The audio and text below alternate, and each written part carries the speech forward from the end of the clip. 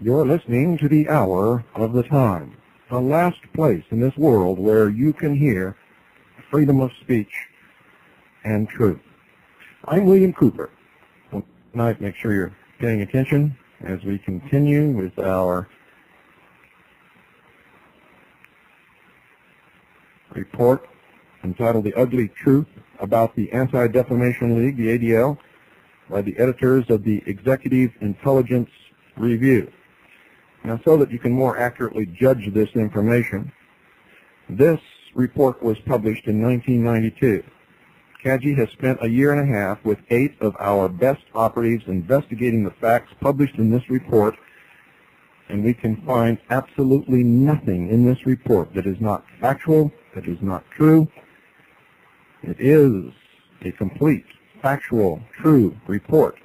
It echoes what other people have discovered when they have investigated the ADL. It echoes bits and pieces that we have collected over the years, but they put it all together. We have duplicated their research. It is 100% accurate. And it verifies everything that I have ever said to you, ladies and gentlemen, about how we are manipulated by these people, the Illuminati, the secret societies. For the ADL does not represent the Jewish people. It represents a secret organization, a secret society, a branch of the Illuminati known as B'nai B'rith, controlled by the Scottish Rite of Freemasonry. I've been telling you this for a long, long time. Many of the victims of the ADL have been Jews over the years. And as you will see, as you continue to listen to the expose of the ADL, as written in a report by the editors of the Executive Intelligence Review, as you will see, ladies and gentlemen, all of us are being manipulated. And for any of you out there who may be Jewish, this is not an anti-Jewish program. It's not anti-Semitic. And if you blindly support the ADL without thoroughly investigating them as the Executive Intelligence Review has done and as we have done, it would be exactly the same as if I blindly supported anti-Semitic organizations simply because they claimed to be acting in the best interest of the Caucasian race or of Christianity. So don't be foolish in this. If you've been listening to this program for a long, long time, you know there is no racism here whatsoever. There is no bias for or against any one religion. The only thing we're concerned about here is truth. We want to know who is lying to us, who is deceiving us, who is manipulating us, who is pitting us against each other, who is trying to take our Creator-endowed rights from us, who's trying to destroy the protector of those rights, the Constitution and the Bill of Rights, and bring about a one-world totalitarian socialist government. All of our efforts are toward those ends. And when the common man learns how stupid, ignorant, and apathetic he's been, how easily he's been lied to, how easily he's been deceived, and how easy it is for the puppet masters to pull the strings and make him dance, then we can cast off the yoke of slavery forever, and all peoples will have finally a chance to maybe live together in peace. And that is our only hope, is that we, the common, everyday, ordinary people, learn the secrets that have been held from us by those who call themselves the guardians of the secrets of the ages, of which the ADL, the JDL, B'nai B'rith, the Ku Klux Klan, the White Aryan Movement, British Israelism, black racism, all of these things are manipulations of those who call themselves the ones with the only truly mature minds, and thus the only ones entitled to rule. Tonight, the ADL peddles the New Age. In the summer of 1989, the entire world was reeling in shock and horror over the discovery of a satanic burial ground on a ranch in Matamoros, Mexico. Dozens of mutilated, cannibalized corpses were discovered. The grisly details of the kidnapping and human sacrifice of one of the cult's victims, Texas college student Mark Kilroy, prompted Texas state legislators to draft a law stiffening the penalties for satanic ritualistic crimes and making it a criminal offense to conduct certain occult rituals. The governor of Texas convened a special session of the legislature to get the bill passed. But, ladies and gentlemen, the ADL, the Anti-Defamation League, while peddling bills all across the country that would make it a crime just to think anti-Semitic thoughts, launched an all-out effort to defeat the Texas crackdown on satanic crimes, branding the bill anti-Semitic. Now, if it was true that the bill was anti-Semitic, it would be an admission by the ADL that Semitic means satanic. However, that's not true, as you will see. Semitic does not mean satanic. However, that's what this reaction by the ADL would imply. In its jaded logic, the ADL claimed that technically the bill made it illegal for rabbis to perform circumcisions on infants. Nothing could have been further from the truth, for not only do Jews practice circumcision upon infants, but most doctors recommend it to all male-born babies in almost every hospital in the country as a hygienic measure. The vast majority of the Jewish community in Texas, including many leading rabbis, refused to buy into the ADL's twisted interpretation and supported the bill as they should have as good citizens of the state, which most Jewish people are.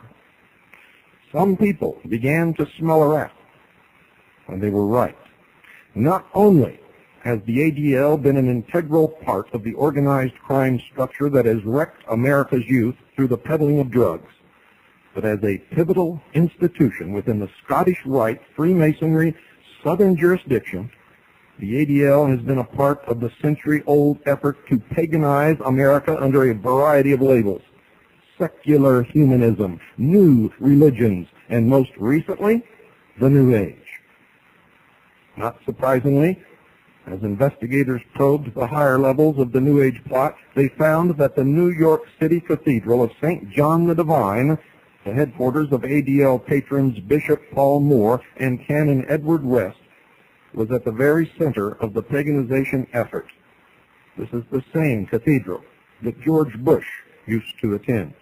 While nominally part of the Anglican Protestant Episcopal persuasion, the cathedral was actually the underground headquarters of the Luciferian movement in America. Since 1948, ladies and gentlemen, the ADL has devoted over one-third of its legal efforts to support activity that may rightfully be called the plot to kill God. You see, the ADL has filed dozens of amicus curiae, friends of the court briefs, in legal cases often settled by the United States Supreme Court, whose results have included banning school prayer, banning released time for religious instruction, banning Christmas carols and spirituals, banning celebration of Judeo-Christian holidays. Now, do you understand that? Not just Christian, but Judeo-Christian. Jewish. And most recently, banning the Bible as unfit for the classroom, the first 5 books of which are the Jewish Torah, causing federal, state, and local governments to be neutral on religious issues, as well as compelling them to cease participation in any display of art associated with the Christian religion, whether during a religious holiday season or other time, and banning prayers in courtrooms together with religious oaths for courts and government officials. While the ADL has concentrated upon uprooting the traditions of Western Christian civilization from public life, in effect by throwing Christianity out the front door of schools, it has not ever protested as New Age religion has been ushered in the back door now to permeate society. They don't say a word about that.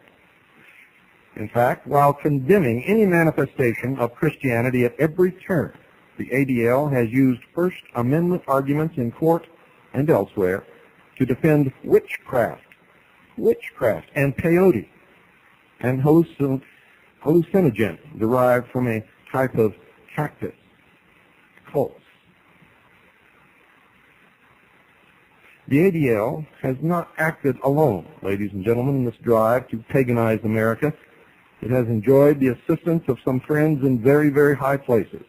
And don't forget, the ADL is just an arm of the B'nai B'rith, which is controlled by the Scottish Rite of Freemasonry. Some of these friends in high places include the highest court in the land. It began in earnest on February the 10th, 1947, when Supreme Court Justice Hugo Black rendered the majority opinion in the case of Everson versus Board of Education. Black, ladies and gentlemen, who was a lifelong member of the Ku Klux Klan and was a 33rd degree Freemason of the Southern jurisdiction of the Scottish Rite, enshrined the following phrase, and I quote, "In the words of Jefferson, the clause against establishment of religion by law was intended to erect a wall of separation between church and state," end quote. During the period of time when the attention of the court seemed to focus on religious clause cases, roughly 1949 to 1956, 7 members of the craft, that's Freemasonry, served on the court along with a former Freemason, Justice Sherman Minton. Freemasons continued to dominate the court while most of the decisions to uproot Christianity were made until 1971. The southern jurisdiction of Scottish Rite Freemasonry, to which the preponderance of Supreme Court justices belonged from the period of 1939 to 1971, is the self-described New Age jurisdiction, and that was their term, ladies and gentlemen, not mine and not the editors of the Executive Intelligence Review. That's what they called themselves. Not coincidentally, the magazine, the publication of the Supreme Council of the Southern Jurisdiction of the Scottish Rite was entitled The New Age. As Paul A. Fisher aptly demonstrates in his book entitled Behind the Lodge Door, the original intent of the Religious Establishment Clause by the Founding Fathers who shaped this constitutional instrument was to guard against the states establishing a theocracy of the Roman cult variety that would persecute those practicing the tenets of Western Christian civilization upon which the Republic had been founded. Yet through Justice Black's Wall decision in Everson and hundreds of subsequent federal, state, and local rulings, a Manichaean religious cult is on the verge of establishing a New Age theocracy in the United States today. The Founding Fathers, ladies and gentlemen, whatever problems may have existed with their religion in that regard, they believed that each individual had been created in imago viva Dei, in the living image of God with a divine spark of reason which they expressed in the principle that all men are created equal under God. The fallacy of the wall of separation cult dogma is shown by the Northwest Ordinance passed in 1787 and readopted in 1789, which provided, ladies and gentlemen, that religion, morality, and knowledge being necessary to good government and the happiness of mankind, schools and the means of education shall forever be encouraged, end quote. And in his farewell address to the nation in 1796, President George Washington declared that, quote, religion and morality are indispensable supports for political prosperity, end quote, and he warned that we could not expect, quote, that national morality can prevail in the exclusion of religious principle, end quote. for it is a fact, without religion there are no morals. Undoubtedly, Justice Hugo Black's Masonically dominated court would have found these sentiments to be unconstitutional. As Justice Black's son said of him, he was a man who, quote, could not rip himself up to a belief in God or the divinity of Christ, life after death, or heaven or hell, end quote. When he first ran for the United States Senate, public condemnation compelled Black on July 9, 1925, to, quote, retire from the Robert E. Lee Plan No. 1, but he closed his letter of resignation to the Kligrap, that's the secretary in the Ku Klux Klan, yours in the sacred, unbreakable bond, end quote. And this man was sitting on the Supreme Court of the United States of America. Having won election, Black participated in a secret Klan ceremony witnessed by investigative reporter Ray Spriggle on September the 2nd, 1926, where Senator Black was welcomed back to the Klan with a grand passport of life membership at the Birmingham, Alabama State Klan meeting. At the ceremony, Black swore never to divulge, even under threat of death, the secrets of the invisible empire. And he said, quote, I swear I will most zealously and valiantly shield and preserve by any and all justifiable means and methods white supremacy, all to which I have sworn by this oath I will seal with my blood. Be thou my witness, Almighty God. Amen. End quote. Ironically, ladies and gentlemen, although Spriggle's truthful articles were carried in all the major papers, it was the two flagship journals of American liberalism, The Nation and The New Republic, that chose to believe Black's denials that he was a Klan member in the 1920s, in a scandal that continued after President Franklin Delano Roosevelt appointed Senator Black to the Supreme Court in 1937, and since it has been proven. The ADL, ladies and gentlemen, has been among the strongest upholders of lifelong Ku Klux Klan member and Mason Justice Hugo Black's Wall of Separation decision beginning a year after the 1947 Everson opinion containing this new language. A history of that involvement can be found in the ADL's pamphlet called Friend of the Court, 1947 to 1982, To Secure Justice and Fair Treatment for All, by Jill Donnie Snyder and Eric K. Goodman. In the chapter titled Separation of Church and State, we find the following, and I quote, Since 1948, ADL has filed amicus briefs in practically every major church-state case, consistently arguing for a strict interpretation of the Establishment Clause. ADL continues to work for a strict separation of church and state, a commitment that dates back to the League's first involvement in an Establishment Clause dispute, McCollum versus Board of Education. In the Everson opinion, the court emphasized in strong language the parameters of the Establishment Clause. ADL stands firmly committed to a strict separation between church and state. The wall of separation must be fortified and strengthened so that the religious freedom dreamed of by Jefferson and the other founding fathers may endure now and forever, an example to the world. End quote.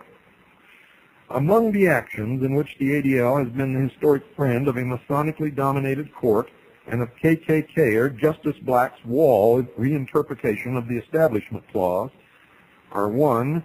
Released time. From the 1948 McCollum case until the present day, the ADL has fought release time from schools, which gives a release for students to participate in religious education. One of the most recent cases was Doe versus Human, which was affirmed when the Supreme Court refused to hear it, and in which the ADL had filed an amicus brief. It resulted in the school system of Gravette, Arkansas, having to end the practice of release time for religious instruction in the schools on a voluntary basis requiring parental approval. In its pamphlet, ADL and the Courts, Litigation Docket 1991, the ADL states that this storytime program in Gravette, quote, presents at least 2 inescapable infringements on the Establishment Clause. impermissible inclusion of religion in the public schools, and forbidden state indoctrination of a particular faith, end quote. Paul D. Heumann, the superintendent of schools in Gravette, told a reporter for Executive Intelligence Review, quote, by such cases, the stage is being set for a one-world religion. Kids are being brainwashed to death by the New Age religions, and it has become harder and harder to take a Christian stand. There is no question but that the real agenda of groups like the ADL is to usher in the New Age. The more the New Age is brought in, the lesser the boundaries on moral action. If it's right for you, it's right is the guideline of the New Age. Moral principles are thrown out the window. 2. Parochial aid.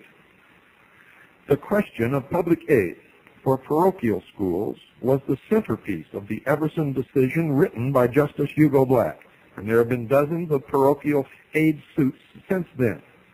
For over 30 years, one of the ADL's strongest allies in such cases has been Americans United for Separation of Church and State. According to the managing editor of the Scottish Rite Journal, Dr. John W. Bocher, Sovereign Grand Commander C. Fred Kleineck relied heavily upon the staff of Americans United for Separation of Church and State to write his call to arms in the November 1991 issue defending Jefferson's, quote, wall of separation, end quote, which Kleineck calls the cornerstone of the Constitution. Now remember, this is the chief high muckety-muck of the Scottish Rite of the southern jurisdiction of Freemasonry. Bocher is himself a member of the National Advisory Council of Americans United Against Church and State that has worked closely with the ADL. Another collaborator of Americans United is Greg Ivers, who wrote the recent ADL call to arms, which parallels that of Supreme Commander Kleineck, titled Lowering the Wall, Religion in the Supreme Court in the 1980s. The full import, ladies and gentlemen, of Justice Black's membership in the southern jurisdiction, New Age, religious cult, and that's exactly what it is, the New Age, religious cult, emerges in a letter that 33rd degree Mason and Grand Prior of the Supreme Council Scottish Rite, MacIlyar H. Licklider, wrote to Justice Harold Burton 2 years after Everson. The letter described Licklider's pilgrimage to the tomb of Jacques de Molay, who had been Grand Master of the Knights Templar. De Molay was condemned as a heretic after Pope Clement V and the French King Philip le Bel ordered an investigation, which discovered that upon initiation into this crusading order, members were required to spit upon an image of Christ's face. The Templars were shown to be a Manichaean cult, practicing a form of the Middle Eastern Baphomet paganism as an initiation into their inner secrets. You see, their research has confirmed exactly my research and the research of CAGI members that resulted in over 40 hours of airtime of our Mystery Babylon series. After Jacques de Molay was executed in 1314 as 19th century Scottish Rite Supreme Commander, General Albert Pike stated in his book, Morals and Dogma, renegade Templars traveling to Scotland helped King Bruce found a precursor of the Scottish Rite, which is also part of the ritual of the New Age southern jurisdiction known as the 30th degree Knight Kadash, otherwise known as the Holy Knight, Knight of the Temple, and degree of revenge. According to Pike, the Knights Templar were from the very beginning devoted to opposition to the tiara of Rome and the crown of its chiefs. Their object, Pike said, was to acquire influence and wealth, then to intrigue, and at need fight to establish the Johnite or Gnostic and Kabbalistic dogma. Isn't it strange that everybody who investigates these secret societies ends up at the same door with the same facts? According to author Paul Fisher, the former Grand Commander of the Scottish Rite, Pike, also asserted that the secret movers of the French Revolution had sworn upon the tomb of Demolay to overthrow throne and altar. Then when King Louis XVI of France was executed in 1793, half the work was done. Thenceforward, the army of the temple was to direct all its efforts against the Pope, or whatever race you are, whatever religion you belong to. The enemy that you perceive is not your enemy. You are controlled by your enemy, and you don't even know it. All of us are controlled by our enemy, except for a small minority who have awakened and refuse to be controlled any longer. The enemy pits us against each other. They teach us to hate each other. They preach lies. They twist Scripture. They twist history. They fake incidents. And so we end up hating each other and fighting each other while they are moving very carefully, surely, and swiftly in the background to enslave us all. And the quicker we all realize this and set ourselves free. For there is no knight in shining armor riding up on a white horse that's going to do it for us. The United States founding fathers well knew the seditious nature of the Scottish Rite, which President George Washington, in a letter to Minister G.W. Snyder, denounced for its diabolical tenets and for having unleashed the pernicious principles of the Jacobin mob during the French Revolution. Now, for those of you who have not studied history, the Jacobin movement was the old Adam Weishaupt Illuminati under a different name. And 3, prayer. These wall of separation cases began in the early 1960s, and they continue today. In the interim, the Supreme Court, with the full approval of the ADL, has been involved in banning non-denominational prayer to a monotheistic God, voluntary prayer and silent prayer in schools, courtrooms, and in other federal, state, and local government functions. In a related case in which the ADL filed an amicus brief in 1961, Torcaso versus Watkins, the Supreme Court ruled it unconstitutional for people seeking public office to be required to take an oath that they believed in the existence of God. In 1963, with School District of Abington Township versus Shemp, the Supreme Court agreed with the ADL's amicus argument that Bible reading at the start of a school day is unconstitutional.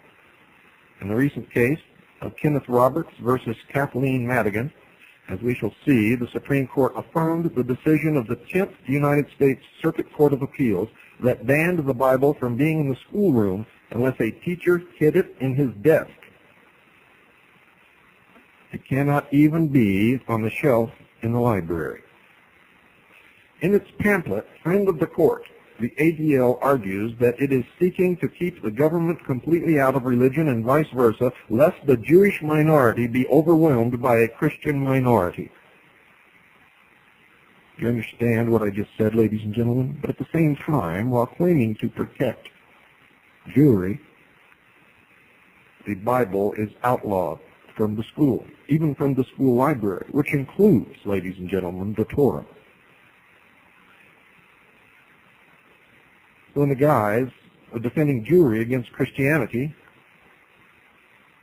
Jews also are prohibited from taking their holy book into school, having it in school, or reading it in the school library. Also from saying prayers. It protects no one. It takes away the right to practice the religion of your choice for all of us, every single one of us. Jew, Gentile, the followers of the Prophet Muhammad, Buddhists, those who follow the Shinto way, Taoism, it doesn't matter. Quote, the horrible consequences of an officially sponsored religion can be seen in the Crusades and in one of the darkest periods in Jewish history, the Spanish Inquisition. ADL works to ensure a strict separation of church and state so as to protect minority religions, Judaism is a central concern for the League, end quote. Now children saying a prayer in school or carrying a copy of their own personal religious book, whatever it may be, are now compared to the Spanish Inquisition. You see how things are twisted, ladies and gentlemen? But the ADL's hostility, rather than being directed against Christianity, is actually directed against the entirety of all of the Judeo-Christian tradition, including Jews, especially Orthodox Jews. It's demonstrated when the ADL filed amicus briefs to ban display of the 10 Commandments in the classroom in cases paralleling the school prayer issue. Perhaps the most ironic case, given the ADL's claims to represent Jewish interests, was its stand in the 1980 Ten Commandments case, Stone versus Graham, where the plaintiffs challenged a Kentucky statute which required the posting of the 10 Commandments in each school classroom. The ADL ended up fighting a small print statement after the last commandment, which read, listen to this, folks, this is what they fought, quote, "The secular application of the Ten Commandments is clearly seen in its adoption as the fundamental legal code of Western civilization and the common law of the United States," end quote. And this is something that should be taught in every single class which teaches Western civilization, because it is absolutely true. In November 1980, the ADL agreed with the Supreme Court's decision that this was unconstitutional.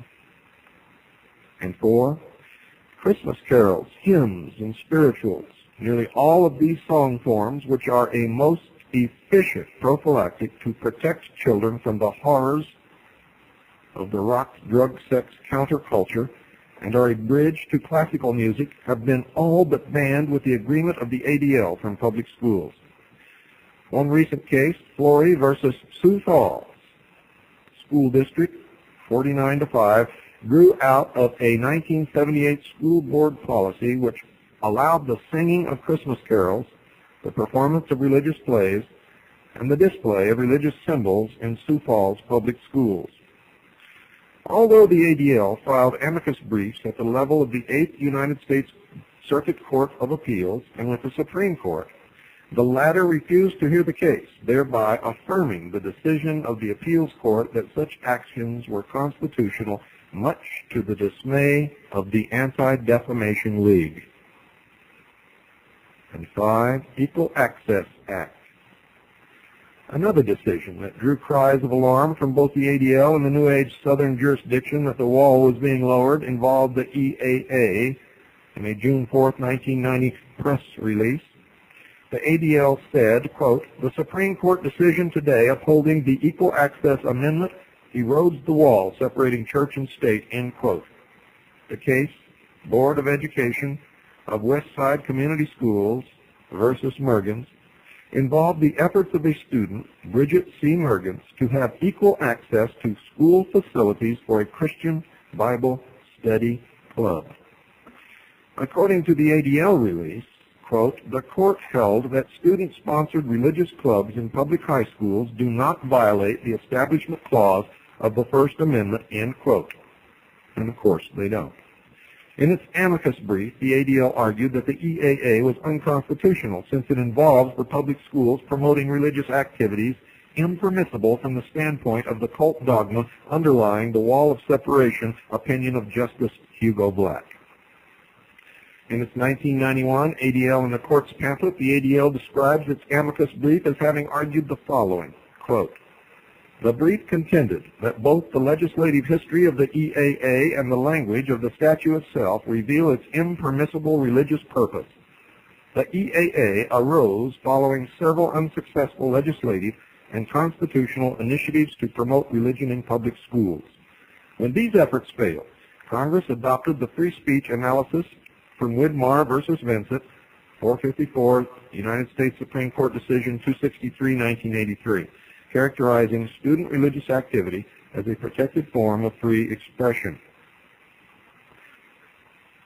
end quote. What particularly disturbed the ADL was that by granting Christian clubs equal access to school facilities, where there was an open forum for the debate of often competing ideas, the Supreme Court, in upholding the EAA, had somehow given undue emphasis to the free speech clause of the First Amendment over the Establishment Clause interpretation of Justice Black. Dangerous in the viewpoint of the ADL. 5. Religious symbols. As a result of adjudication since the Everson decision, it has become unconstitutional for schools and governments to celebrate Christmas or other Christian holidays with a display of such religious symbols as crosses, nativity scenes, or depictions of Jesus. Instead, what must be substituted are Santa Claus, reindeer, and Christmas trees, which are of a secular nature and tend to substitute the material aspect of gifts rather than the religious significance of the founding of Christianity with the birth of Christ.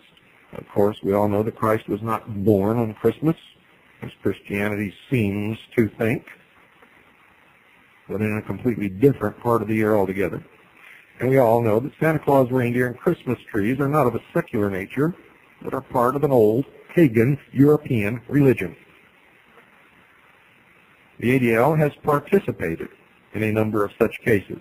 Among the recent ones described in this 1991 ADL in the court's pamphlet is Doe versus Small, 934 F, 2nd, 743, 7th Circuit, 1991. Quote, at issue in this case was the constitutionality of a public park display of numerous large paintings depicting scenes from the life of Jesus Christ, end quote. The ADL wrote an amicus brief in this case from Ottawa, Illinois, saying that the local government's assistance to the JCs in preparing the annual display, including the use of public land, violated the wall of separation. Writes the ADL, quote, the brief contended that the city is not merely acknowledging or celebrating Christmas, but that it is instead supporting Christianity, end quote.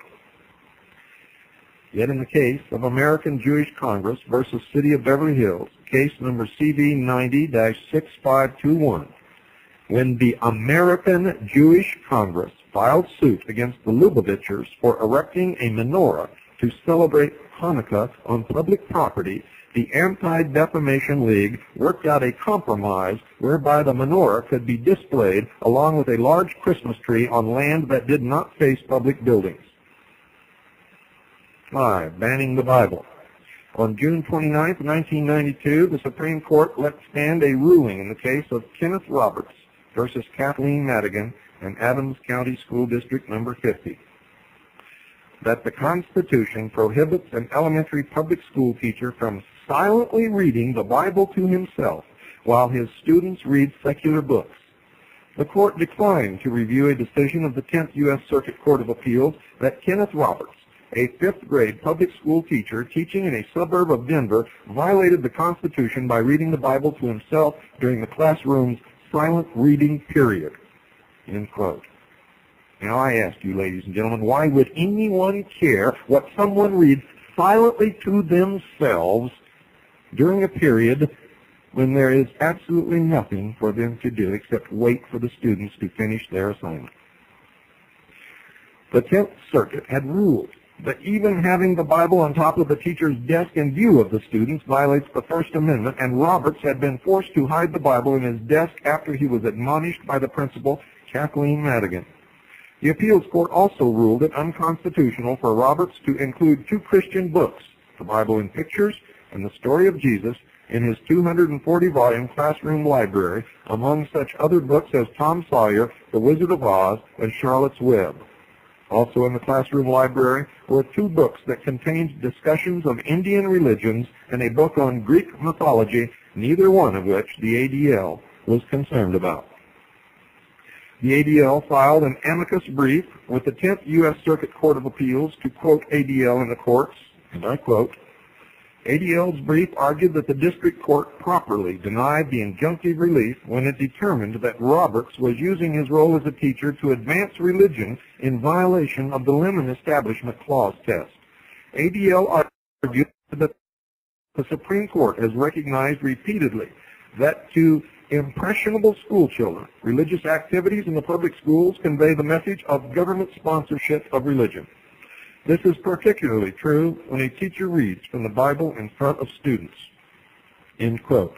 Now, someone reading this casually would think that it means that the teacher was reading from the Bible to the students. And of course, he was not. Words can be tricky. And words can tell the truth but convey the wrong meaning, especially to sheeple. However, as even the ADL had to acknowledge, quote, "One of the 3 judges in the Court of Appeals panel dissented, charging that the school was converting the Establishment Clause into governmental disapproval, disparagement, and hostility toward the Christian religion," unquote, all of which are forbidden by the Constitution of the United States of America. The ADL's hostility to the basic Judeo-Christian principles upon which the United States was founded is blatant. Its support for overtly satanic or New Age alternatives to Judeo-Christian moral values, while less public, is also clear, very clear, upon close observation. The League's post-Matamoros efforts to sandbag Texas legislation against satanic-related crimes is one case in point. Another case in point, ladies and gentlemen, is the ADL's involvement in one of the most outrageous instances of child sexual abuse in recent memory. The scandal began in Omaha, Nebraska, and many of you have heard about it, but eventually spread to Washington, D.C., implicating officials of the Reagan-Bush White House in after-hours cavorting with male prostitutes. It has been the subject of thousands of pages of news coverage, several criminal trials, and one book, The Franklin Cover-Up, Child Abuse, Satanism, and Murder in Nebraska, written by retired Nebraska State Senator and decorated Vietnam War hero John DeCamp. In late 1988, federal regulators moved in and shut the doors of the Franklin Community Federal Credit Union in Omaha. The institution had been looted into bankruptcy by its founder and manager, Larry King. King, a prominent black Republican Party activist, had been sponsored by some of the most powerful people in town, including the publisher of the only statewide daily newspaper in Nebraska, Harold Anderson, and one of the world's wealthiest men, investment broker Warren Buffett. Following the blowout of Franklin Credit, evidence began to surface that King, along with many of his prestigious local backers, was part of a VIP homosexual cult which regularly tortured and sexually abused area youth in pedophilic orgies. Further investigations, ladies and gentlemen, linked King to Washington lobbyist and homosexual Craig Spence. When Washington bunco cops busted a male prostitution ring in the summer of 1989, Spence's name showed up all over the company's records as one of its biggest spending clients. Spence had high-level White House and GOP connections, and on several occasions had toured the president's home after dark in the company of corporate clients and homosexual prostitutes. According to several accounts, King and Spence were business partners in several callboy services. Back in Omaha, Nebraska, a mad dash to cover up the pedophile activities was launched by local Federal Bureau of Investigation officials and the Omaha Chief of Police, Robert Wadman, himself a member of the homosexual cult.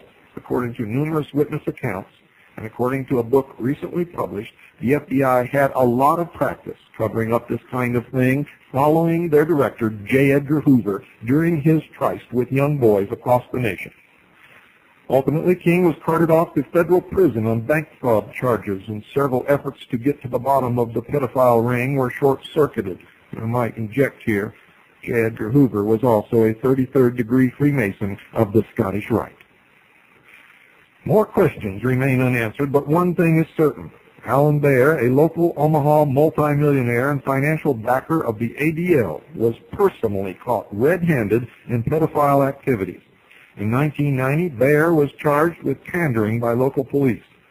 He pleaded guilty to a lesser charge rather than face a jury trial with all the attendant media coverage.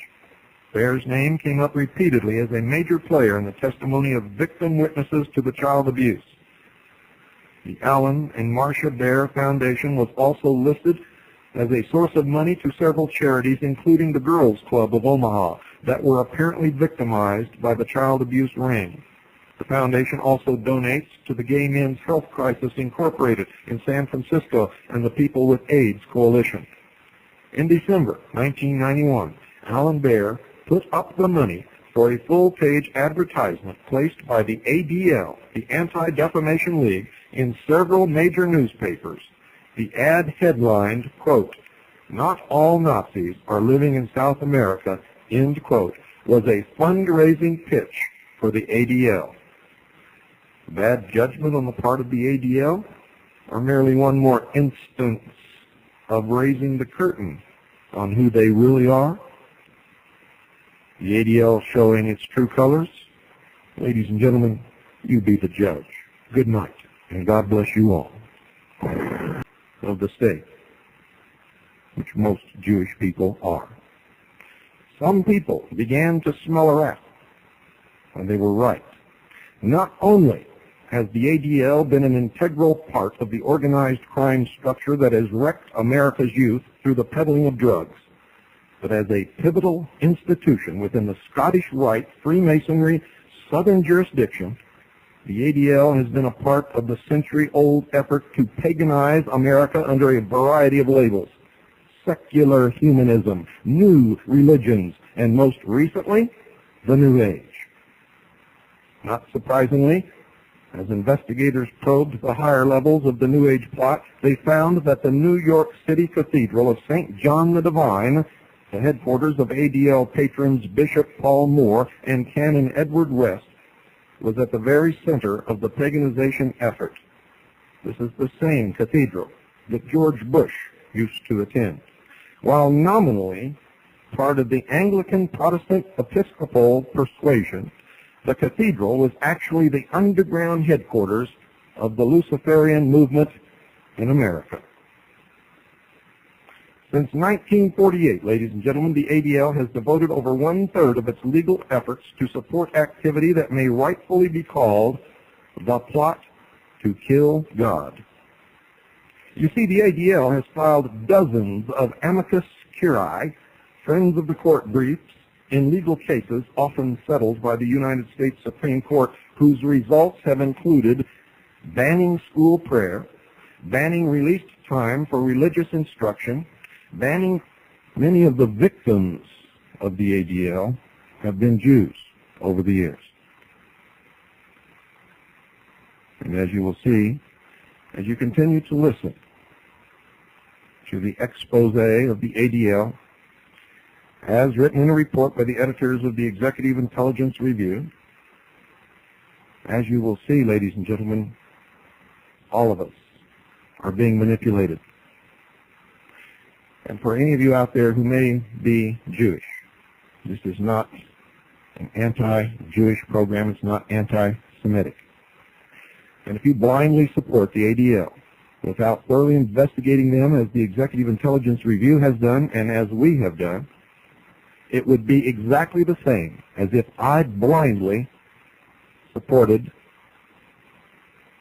anti-Semitic organizations simply because they claimed to be acting in the best interest of the Caucasian race or of Christianity. So don't be foolish in this. If you've been listening to this program for a long, long time, you know there is no racism here whatsoever. There is no bias for or against any one religion. The only thing we're concerned about here is truth. We want to know who is lying to us, who is deceiving us, who is manipulating us, who is pitting us against each other, who is trying to take our Creator-endowed rights from us, who's trying to destroy the protector of those rights, the Constitution and the Bill of Rights, and bring about a one-world totalitarian socialist government. All of our efforts are toward those ends. And when the common man learns how stupid, ignorant, and apathetic he's been, how easily he's been lied to, how easily he's been deceived, and how easy it is for the puppet masters to pull the strings and make him dance, Then we can cast off the yoke of slavery forever, and all peoples will have finally a chance to maybe live together in peace. And that is our only hope, is that we, the common, everyday, ordinary people, learn the secrets that have been held from us by those who call themselves the guardians of the secrets of the ages, of which the ADL, the JDL, B'nai B'rith, the Ku Klux Klan, the White Aryan Movement, British Israelism, black racism, all of these things are manipulations of those who call themselves the ones with the only truly mature minds, and thus the only ones entitled to rule. Tonight, the ADL titles The New Age. In the summer of 1989, the entire world was reeling in shock and horror over the discovery of a satanic burial ground on a ranch in Matamoros, Mexico. Dozens of mutilated, cannibalized corpses were discovered. The grisly details of the kidnapping and human sacrifice of one of the cult's victims, Texas college student Mark Kilroy, prompted Texas state legislators to draft a law stiffening the penalties for satanic ritualistic crimes and making it a criminal offense to conduct certain occult rituals. The governor of Texas convened a special session of the legislature to get the bill passed. But, ladies and gentlemen, the ADL, the Anti-Defamation League, while peddling bills all across the country that would make it a crime just to think anti-Semitic thoughts, launched an all-out effort to defeat the Texas crackdown on satanic crimes, branding the bill anti-Semitic. Now, if it was true that the bill was anti-Semitic, it would be an admission by the ADL that Semitic means satanic. However, that's not true, as you will see. Semitic does not mean satanic. However, that's what this reaction by the ADL would imply. In its jaded logic, the ADL claimed that technically the bill made it illegal for rabbis to perform circumcisions on infants.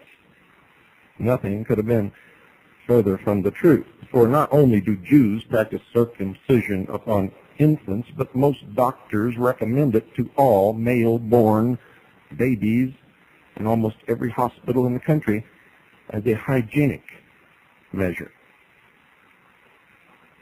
The vast majority of the Jewish community in Texas, including many leading rabbis, refused to buy into the ADL's twisted interpretation and supported the bill as they should have as good citizens. You're listening to the Hour of the Time, the last place in this world where you can hear freedom of speech and truth. I'm William Cooper. Tonight, make sure you're paying attention as we continue with our report entitled The Ugly Truth about the Anti-Defamation League, the ADL, by the editors of the Executive Intelligence Review. Now, so that you can more accurately judge this information, this report was published in 1992. CAGI has spent a year and a half with 8 of our best operatives investigating the facts published in this report, and we can find absolutely nothing in this report that is not factual, that is not true.